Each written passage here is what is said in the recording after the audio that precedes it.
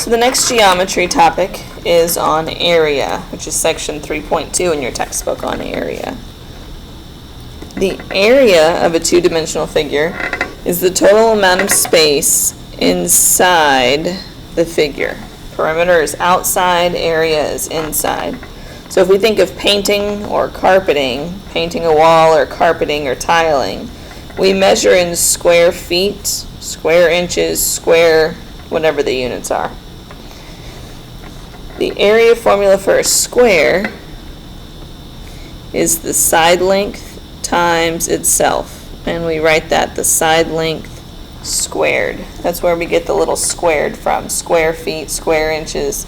You're going to see that little exponent 2 on the units. And that's not really a big deal for this class, but just get used to whenever you're doing the area, you're going to have a little 2 on your units. For a rectangle, area is length times width. And again, you'll have these formulas. They're not to be memorized. They're just to be understood. And the area formula for a parallelogram, now that one gets a little different. The area of a parallelogram is base times height. That is slightly different than length times width, and I'll explain that when we get there. But those 3 formulas will be provided to you for your exam and for your final. So if we want to find the area of each one of these rectangles, we have the length 34 and the width 4. And it's length times width. So area equals length times width. So we're going to do 34 times 4. Just work that off to the side. That's 16. You should get 136. And the way we write our answer, 136, it's in inches, but the inches are squared. So it's square inches. That does not mean we change our answer. We do not change our answer. It's just a little 2 on the units. Again, not that big of a deal for this class. You'll see this more when you take your science classes. So here we want to find the area of a rectangle measuring 7 by 13. And so I still like to draw a picture. You don't have to, but the picture helps me. 7 by 13.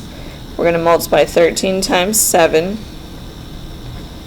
And the area for this rectangle is 91. And it's pronounced square centimeters. This will be pronounced square inches. So we put the little 2 on the units. Again, that does not change our answer. It's just how we write our units.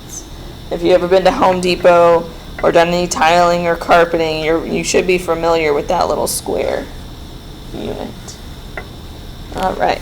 This one says the area of a rectangular wall is 144 square feet, and the length is 18. Find the width. So we have the area is 144. The length is 18. Find the width. So we're going to need to divide 144 divided by 18. This is always a guessing game for me. I'm going to guess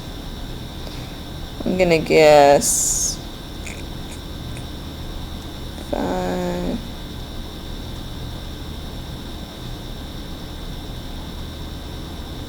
I'm going to guess 8. 8 times 8 is 64. And 1 times 8 is 8 plus 6 is 14. So you can divide these in your calculator, or you can work it out by hand. The width would be 8 feet. So instead of multiplying, we're dividing. So the width would be 8 feet. So 144 divided by 18 gives you a width of 8. And that is your answer. The next example, find the area of a square poster that is 3 feet on each side. So 3 feet, 3 feet.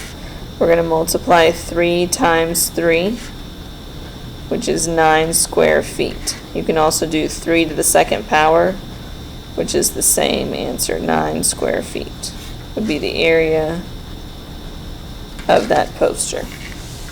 And what that means, just for visual, if you mark this out, 3 So we're in 3 pieces here.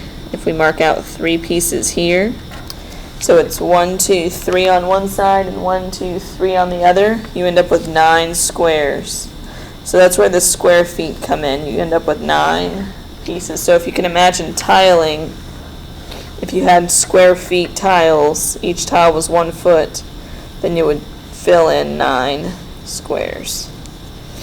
On example 4, the area of a square platform is 100 square meters. What is the length of one side of the platform?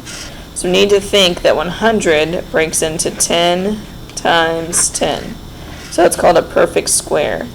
So 1 times 1, 2 times 2, 3 times 3, all of those numbers. So 100 is 10 times 10, and that means that each side was 10 meters, and that's how we got 100 square meters. So the answer would be 10 meters on each side. So we don't put the little 2 because we're not looking for the area. It gave us the area. We're looking for the length of one side. Same thing on example 2. It gave us the area. We just wanted one side, so we don't put the little 2. You only put the little 2 when you're looking for the area. On example 2 and 4, we're just looking for a side length, and so we do not put the squared sign. So again, area should be something you're familiar with. Sometimes the numbers will get a little bit bigger, and you'll have to just work it out or use the calculator. Otherwise, these should be pretty straightforward.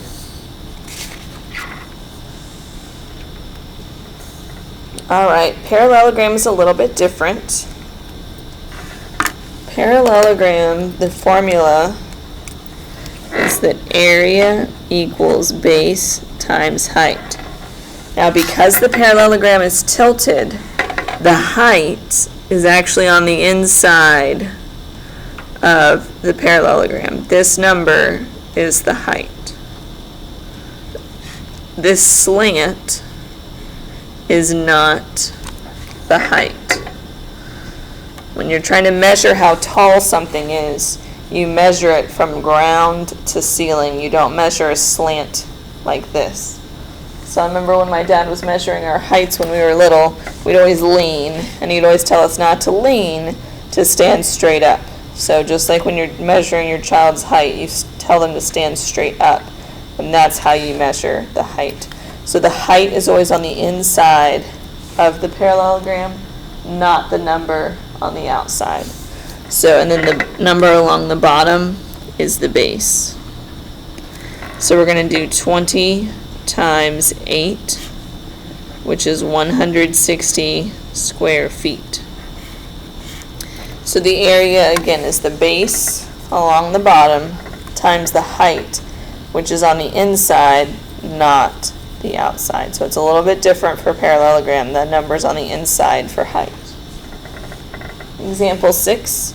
The area of a parallelogram is 112 square centimeters. So it tells you the area, and it tells you the base. Here's the base. We're looking for the height. This is the one we don't have. We're looking for that. So 112 equals 16h. So we need to divide, instead of multiply, divide by 16. And so we need to do 112 divided by 16. And I always have to guess at this. I believe it's 6. No, not 6. 7. For me, it's just a guessing game. Let's see here. 6 times 7 is 42. Yeah. So the way I guess is I multiply 6 times different numbers and see which one will end in 2. So I know 6 times 7 is 42, so I know it will end in 2. So you kind of have to make an educated guess there, and then make sure it's correct. If not, you'll have to guess again or use the calculator. So for this one, you divide 112 by 16, and you should get a height of 7 centimeters. So again, if you're looking for the area, you multiply. If you're working backwards to find the side length, you divide. Hopefully I'm not going too fast. If I'm going too fast, just pause it, rewind it, and watch it again. And you can ask me whatever questions you have during class. Alright, example 7 kind of puts everything together for perimeter and area. It says a group of neighbors is fixing up a playground for their children. The rectangular lot is 34 yards by 24 yards. So let's pause there. We have a rectangular lot, 34 yards by 24 yards. If chain link fencing costs $8 per yard, how much will they spend to put a fence around the lot? So the fence is going to go around the outside of this lot. So anytime we're talking about fencing, we're referring to perimeter. So the perimeter of this would be 2 times the length plus 2 times the width.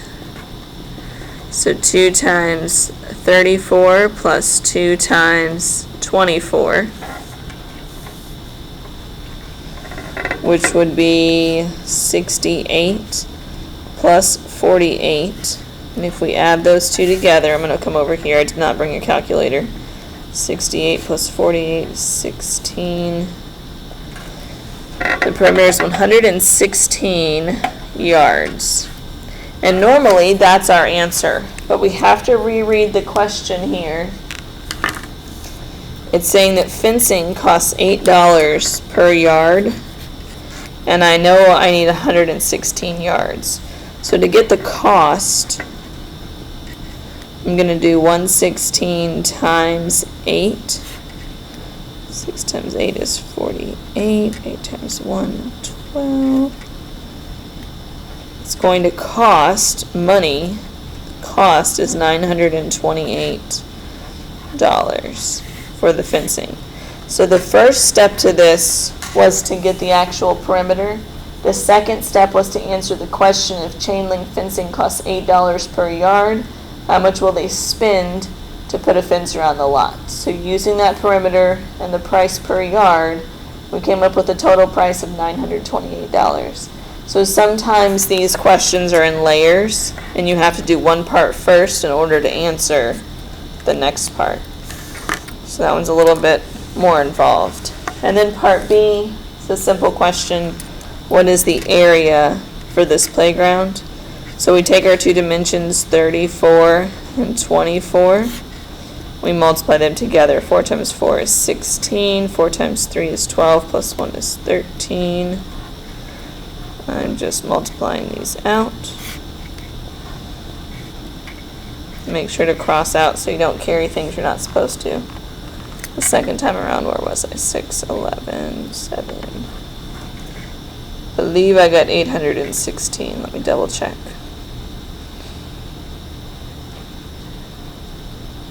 Yep, add those up. So it should be 816.